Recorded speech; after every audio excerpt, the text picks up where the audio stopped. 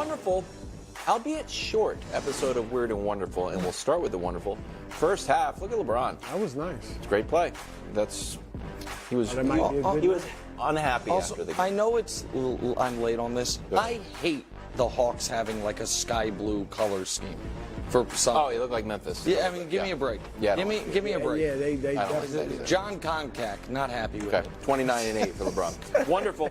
Ramsey special. Knicks hosting the Jazz. Jericho Sims. That looked like Jordan-esque. Yeah, when you do that, yep, yeah. Guard right in that spot. Right in that spot. You set it on a tee for Nick. That looked nothing like Jordan. It was the same literally move, same spot on the floor. It's like if I do a Michael Jackson move. It's not going to look like the Knicks win their 8th in a row. In third place in the East, only behind the Celtics and the Bucks, and final weird. Playing well. Sixers in Golden State. Steph to the rack here. Embiid got hurt because, as I've said several times on this program, you should not be allowed to dive on the floor. And now the reigning MVP is hurt. Warriors win.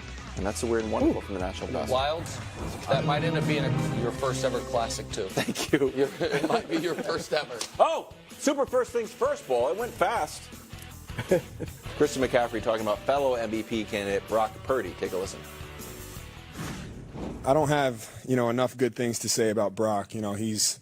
All he's done since he's been here is play at an elite level, and everything starts with him.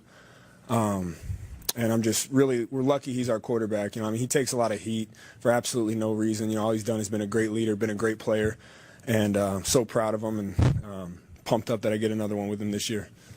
Just looking great in a Tom Brown suit. Is criticism of Brock fair, bro?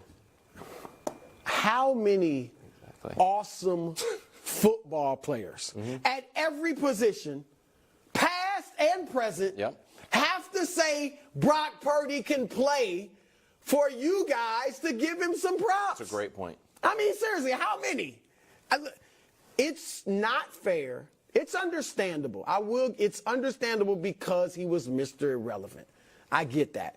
But I don't know what else he has to do. I'm not going to hold it against him if he doesn't beat Patrick Mahomes in the Super Bowl. All right?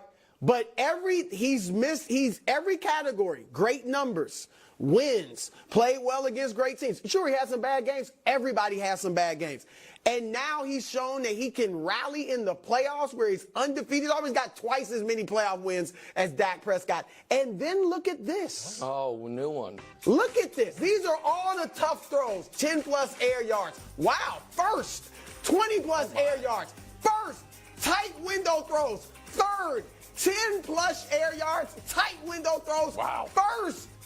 I mean, come on. What else does the guy need to do to make you say he's a baller? He can play. Yeah. So He's I guess very his good. answer is the criticism's unfair. So- Go ahead, Coach. You're going to your prop Nick, closet. I'm just when Nick goes, I got something for him. Uh-oh. Get ready. There is an element of where he was drafted as to why people are hesitant. Right. So I agree with you there. But just like the speech you just gave, we've seen this movie before, and I think that's part of the reluctance that everybody has with coronating him as Jimmy G? Well, let's take a look. Let's take a look back. Dusty, you let's go back. Let's go back and look at the last time they played the Kansas City Chiefs in the Super Bowl. So that season, Jimmy G had a better record. They were very comparable with completion percentage. Brock has a little bit better TD percentage. Interception percentage is a little bit better as well. And same thing with passer rating. What about teammates? But yeah, Coach, look at this. they were afraid to throw the football. First team All-Pros in that season for Jimmy Garoppolo. He had one. He had Kittle.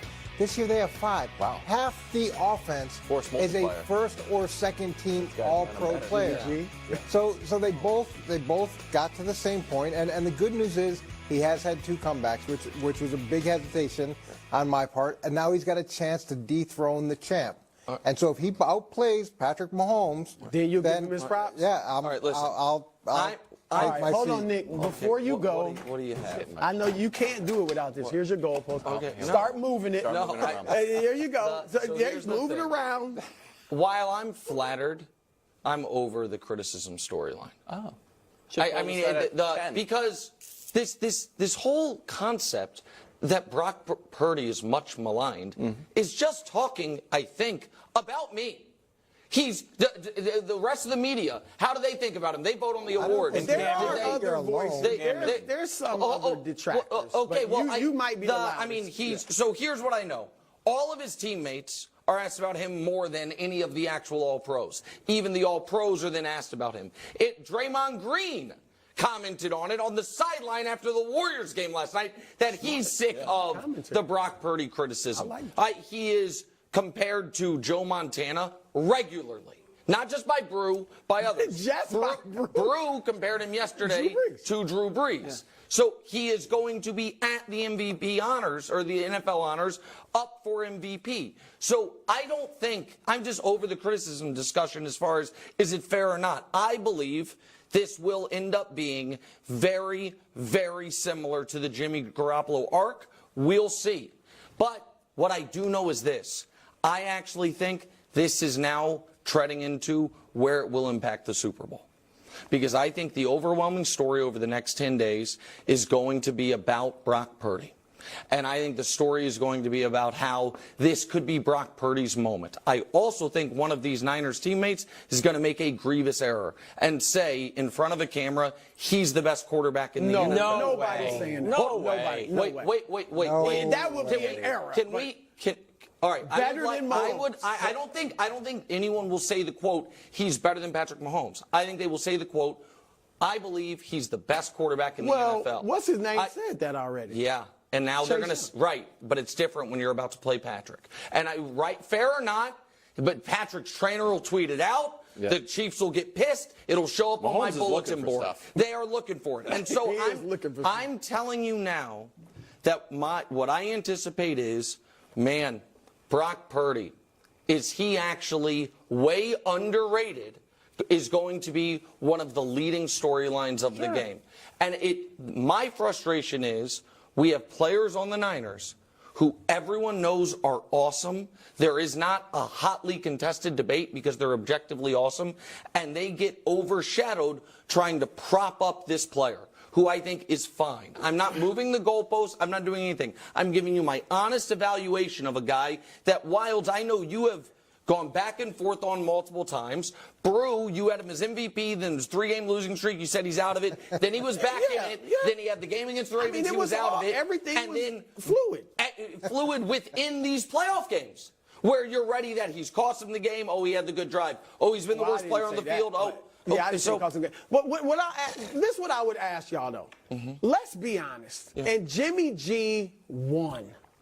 But he didn't put up great individual numbers. Coach just showed you the numbers. But they threw 8 times in one of those playoff games, 19 times in another. They went through 31 times in the Super Bowl. One out of 3 games. And they had to. But I'm just saying, like, they were... I mean, you throw 8 times in an NFL game, you're kind of afraid to They scored 37 points that game. The other team couldn't stop the run, so they just kept running. But Jimmy G never played